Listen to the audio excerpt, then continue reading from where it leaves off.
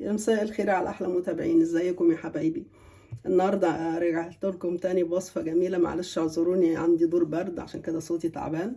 النهارده رجعت لكم بوصفه جميله جدا، بسكوت النشادر. يا جماعه بصوا الجمال بتاعه قد ايه.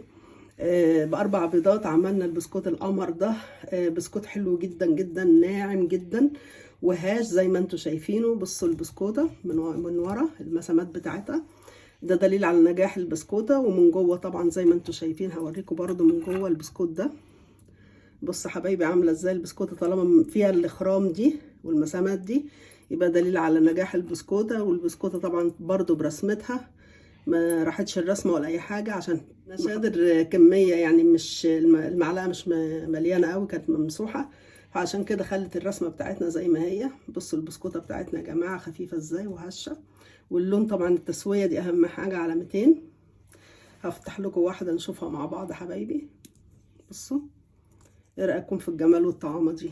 حاجة بجد بجد تحفة. اتمنى تعجبكم زي ما عجبتني. ولو عايزين الطريقة مرة تانية انا اعملها لكم، قولوا لي في الكومنتات يا حبايبي اعملها لكم. واقول لكم سلام، باي باي، مع السلامة.